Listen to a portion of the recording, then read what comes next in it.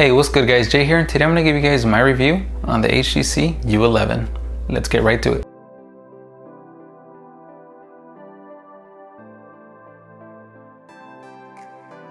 So starting off with the design, you'll notice that HTC didn't give it any fancy 2:1 aspect ratio or curved edges, but that's the beauty of Android. Not all phones have to look the same. I think that's important for the customer as it gives us more options. With the display itself, it's a 5.5-inch Super LCD 5 covered in Corning Gorilla Glass. Yeah, you guessed it, 5. This is a Quad HD display. Colors are great, outdoor visibility is great. Took it to San Francisco and terrible weather out there. Super gloomy, super cold, but I had no problems with it. Now, where I do think HTC could have improved a little bit is with these bezels. They're a little bit big. The fingerprint reader along with capacitive keys are kind of low, so you really feel like there's a lot of unused space in the front.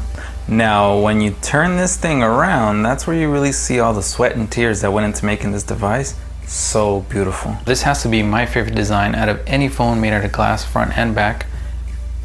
Probably because it's just stunning, but I do like to place it face on at work, and I'll have customers ask, hey, what phone is that? Now, that might have something to do with the fact that HTC isn't as well known as Apple or Samsung or even LG. But nonetheless, this phone just begs for your attention. Especially this solar red model, which is now available through HTC in 128 gigabytes along with 6 gigabytes of RAM. Now, the device is made out of glass front and back, so it is pretty fragile, and I think HTC knows that because they did include a case in the box for you. It's a clear case and it snaps on pretty easily.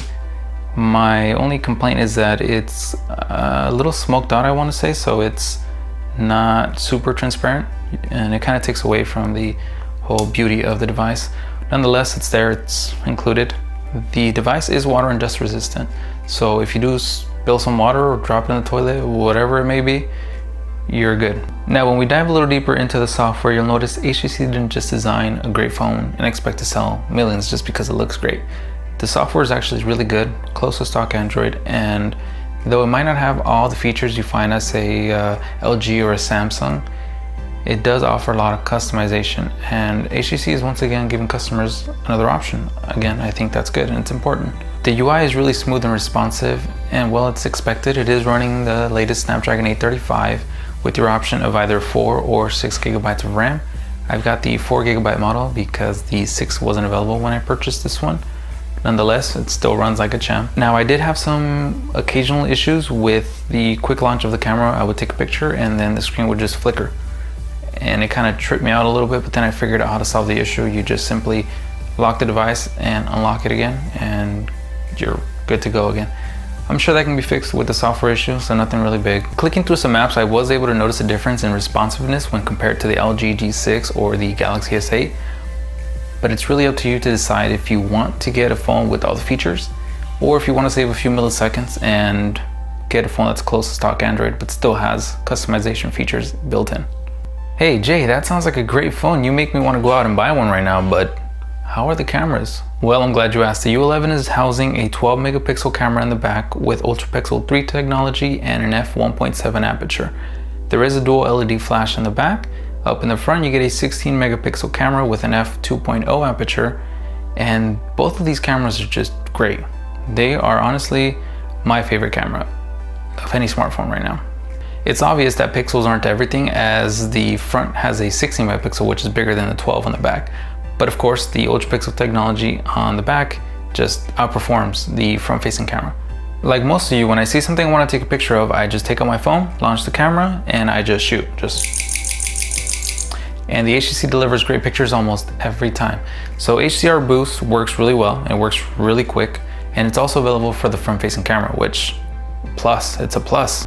When it comes to low light pictures, a lot of phones just fall apart, and the U11 actually did really good. When I went to San Francisco, we took some pictures at night, and the U11 was definitely the favorite for everyone. Everyone was like, hey, can you send me those pictures? Or hey, can you take a picture of me?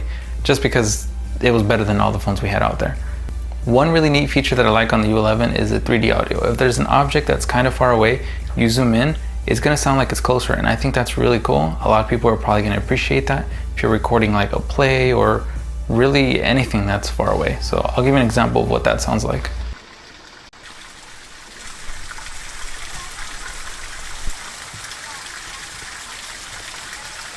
This was definitely worth my retirement money. So HTC didn't give it a dual lens setup in the back, but out of all the cameras I used, single shooters have always been my go-to cameras, and well, this is one of them. But the Note 8 was just announced today as I'm recording this video, so that's something that we're gonna have to put to the test. For now, the U11 is my go-to camera, and I have to say this is the best camera in my opinion. What really sets the U11 apart is the ability to squeeze the frame and have it do certain actions. So edge sense is what HTC is calling it. You can squeeze it. In my case, I short squeeze and I get the camera. I can long squeeze and get Google Now.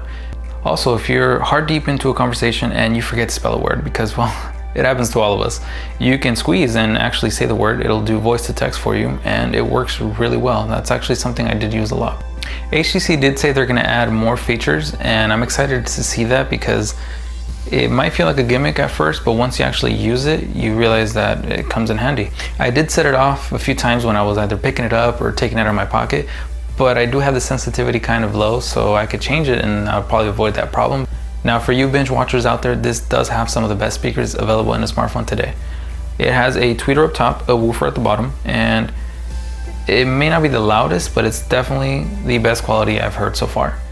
Now, I normally use wireless headphones. As you can see, I use my JBLs. I do prefer wireless, but if you do have wired headphones and you prefer wired headphones, then HTC does include a dongle in the box for you.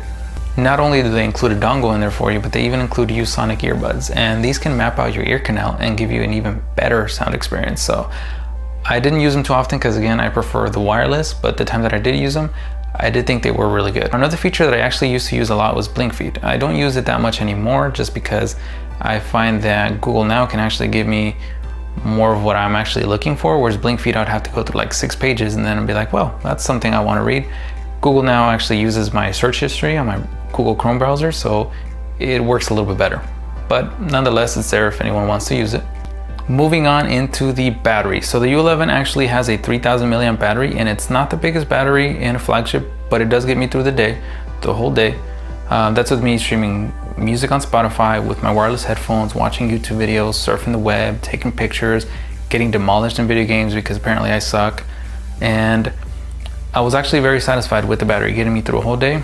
Now, I do have the phone set to about 70% and I get about 4 to 5 hours of screen on time.